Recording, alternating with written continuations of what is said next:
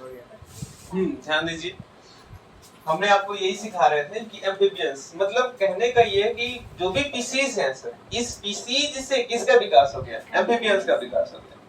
अब एम्फीबियंस का कैसे विकास हुआ आपने समझा, क्योंकि छोटी मछलियों को बड़ी मछलियां खाने लगी, जिससे छोटी मछलियां निकलकर बाहर आने लगी और बाहर आने के कारण एम्फीबियंस का विकास है। लेकिन बात समझना, ये जो छोटी मछलियां जो थी सर, जो एम्फीबियंस की तरह बिहेवियर कर रही थी, सब बाहर की तरफ आ रही थी सर, लेकिन फिर भी जब ऑक्सीजन की महसूस होता था तब वो लोग क्या पानी में चले जाते थे। अरे वसन में गड़बड़ हो गया भाई, जब ये बाहर निकली सब और पानी में गई सब, फिर कोई खा लिया। अरे वसन में जैसे मान लो मेढक है, तो मेढक जो है बाहर निकला फिर पानी में गया, पता चला कोई पकड़ के मार दिया उसको। तो एम्फीबियंस ये सोचे कि क्यों ना हम लोग बाहर निकले हैं तो अंदर न जाएं, हम लोग बाहर ही रह जाएं, अंदर जाने की आवश्यकता ही ना हो। तो भगवान ने इनको गिफ्ट भी दे दिया, लंग्स तरीके का ऑर्गन दे दिया, कहा कि भैया अब तुम लोग बाहर ही रहो, अंदर तुम लोग को जाने की आवश्यकता नहीं है, क्योंकि तुम लोग जाओगे तो कोई ना कोई मार के खा जाएगा। तो एम्फीबियन से किसका विकास हो गया? रेप्टाइल्स का। अरे वो समझे। और इनके पास एक पूंछ भी दे दिया कि भाई तुम लोग इसी में पानी में रहते थे, यहाँ पे थोड़ा सा चलते भी रहना। तो इस तरीके से हम लोगों में देख रहे हैं क्या कि एम्फीबियन से किसका विकास हो गया? रेप्टाइल्स। अब एक बात, रेप्टाइल्स का जब विकास हुआ ना तो बहुत ज्यादा वैरायटी ऑफ रेप्टाइल्स हो गए, बहुत ज्यादा रेप्टाइल्स हो गए। जैसे आप देख ही रहे हैं, छिपकली वगैरह इतनी जाती हैं सब, घर में की पूछो नहीं।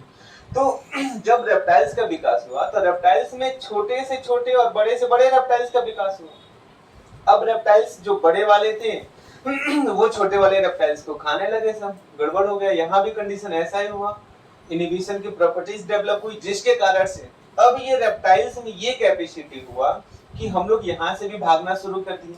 तो भागेंगे कहाँ पे? पानी में जाएंगे नहीं, वहां भी मौजूद है।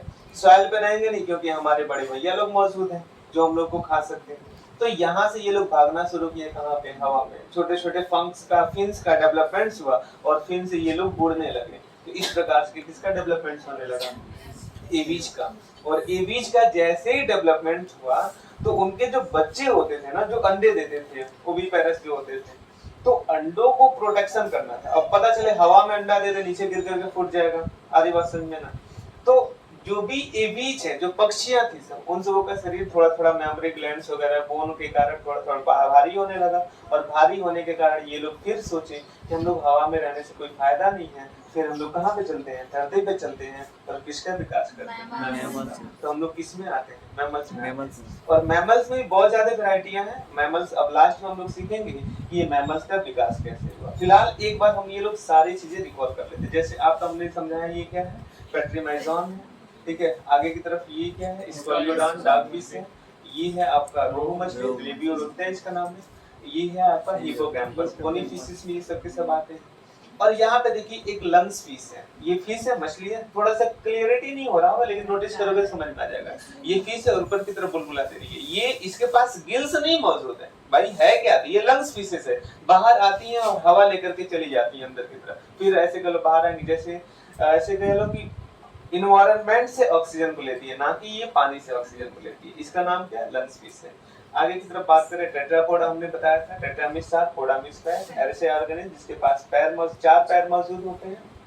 चार पैर का मतलब ये नहीं एक दो फोर लिम्बो और दो हैंड लिम्बो, इस तरीके का कहने का मतलब है टेट्रापोडा। आप यहाँ पे देखेंगे तो ये आपका मैमल्स है, एवीज है, आगे की तरफ एम्फीबियंस है, और कुछ ये मैमल्स ही है, कुछ और भी ऑर्गेनिज्म आपको दिखाई देंगे। मैमल्स को कितने ग्रुप में बांटा गया है? एम्फीबियंस, रेप्टाइल्स, बर्ड्स और मैमल्स। समझ में आ गया? यहाँ एक बार रिकॉल कर लेते, आपसे कुछ पूछ भी लेते हैं।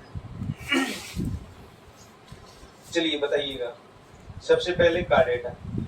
कार्डेटा उसे कहते हैं जिसके पास कम से कम स्पाइनल कार्ड मौजूद है, कार्डेटा कहते हैं।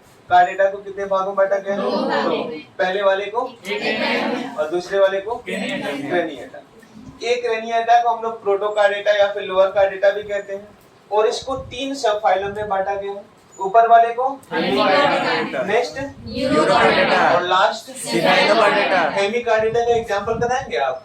ब्लैक्नोग्लॉसिस, ठीक है। यूरोकार्डेटा का हर्टमानिया, और सिफाइलोकार्डेटा का था आपका एम्फिओक्सस लैंसलेट जिसको कहते हैं, याद करिए। हेमिकार्डेटा का नाम क्या है? हेमिकार्डेटा का एग्जांपल ब्लैक्नोग्लॉसिस, याद करते चलो ना।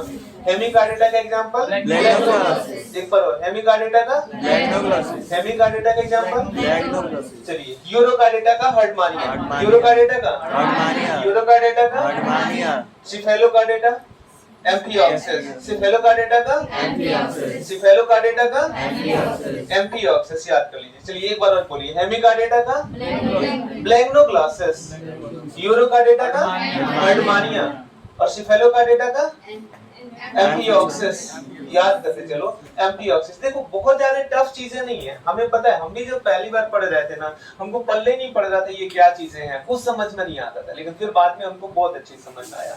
पहला है क्या, हेमिकार्डेटा का एग्जांपल है ब्लैक्नोग्लॉसिस, यूरोकार्डेटा का एग्जांपल है हर्टमानिया और सिफेलोकार्डेटा का एग्जांपल है एम्फिऑक्सिस, एम्फिऑक्सिस।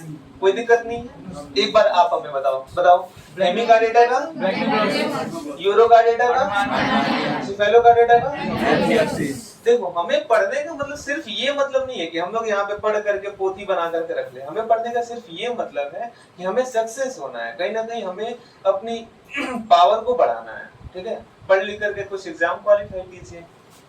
एक बार और बोलिए, हेमिकार्डेटा का, यूरोकार्डेटा का हर्टमानिया और लास्ट वाले का एम्फिऑक्सिस, कोई दिक्कत नहीं है। चलिए दूसरा वाला फाइलम जो था क्रेनिएटा, इसमें किसको रखा गया, वर्टिब्रेटा को, और इसमें जो है दो डिवीजन बनाया गया है, ऊपर वाले को एक नैथा, नीचे वाले को नैथोस्टोमेटा, एक नैथा और नैथोस्टोमेटा। और नैथोस्टोमेटा में हमने बताया था इसके दो सुपर क्लास होते हैं, पीसीज और टेट्रापोडा, पीसीज और टेट्रापोडा। पीसीज में हमने बताया था तीन चीजें आती हैं, प्लेकोडर्मिक, कॉन्ड्रिक्टिस और ऑस्टिक्टिस, बताया था ना, प्लेकोडर्मिक, कॉन्ड्रिक्टिस और ऑस्टिक्टिस, याद करेंगे। किसमें, पीसीज में प्लेकोडर्मिक, कॉन्ड्रिक्टिस और ऑस्टिक्टिस। और टेट्रापोडा में कौन आते हैं, एम्फीबियंस, रेप्टाइल्स, एविस और मर्स, याद हो जाएगा, कोई दिक्कत तो नहीं है ना, बहुत ज्यादा आसान है, आसान नहीं थोड़ा सा टफ। बताइए ये क्या है, बताइए इसका क्लास क्या होगा, क्लास या फिर डिवीजन, हेमिकार्डेटा। इसका क्या होगा, यूरोकार्डेटा। इसका क्या होगा, फिर तो डाउट ही नहीं होना चाहिए। अगला क्या, वर्टिब्रेटा, वर्टिब्रेटा को कितने भागों में, दो, एक नैथा और एक नैथा में किसको रखा गया, आपके सामने ये जो दिख रहा है ये क्या है, साइक्लोस्टेमेटा का ऑर्गेनिज्म, पेट्रीमाइजन इसका नाम है, साइक्लोस्टेमेटा का ऑर्गेनिज्म जिसका मुंह कैसा है, गोल है, जिसे हम लोग साइक्लोस्टेमेटा कहते हैं, और पेट्रीमाइजन है, याद हो जाएगा ना। और इधर की तरफ क्या है, नैथोस्टेमेटा, किसके पास जांच होगा, है ना बात, और ये जांच होने के कारण इसको दो ऐसे करो सुपर क्लास है, पहले वाले को पीसीज और अगले वाले को टेट्रापोडा। पीसीज में तीन, प्लेकोडर्मिक, कॉन्ड्रिक्टिस और ऑस्टिक्टिस, प्लेकोडर्मिक, कॉन्ड्रिक्टिस और ऑस्टिक्टिस, याद हो जाएगा। एक बार बोलिए, पहले वाले का नाम प्लेकोडर्मिस, दूसरे वाले का नाम कॉन्ड्रिक्टिस और तीसरे वाले का नाम ऑस्टिक्टिस। अलग अलग मछलियों को रखा गया, जैसे आप यहाँ पे देख रहे हैं स्क्वालियोडान मछली है, फिर आपका ये है लिंगुरोइटा है, और ये है आपका हिप्पोकैम्पस, ये सब के सब उसी पीसी से बिलोंग करते हैं। ये है आपका लंग्स पीस। और टेट्रापोडा आप शुरू करना है, टेट्रामिस होता है चार, पोडामिस पैर, मतलब ऐसे ऑर्गेनिज्म जिसके पैर कितने मौजूद होते हैं, चार, टेट्रापोडा कहलाते हैं।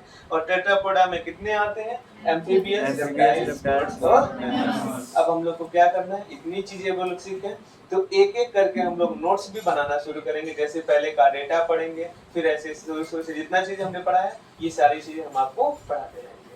Thank you.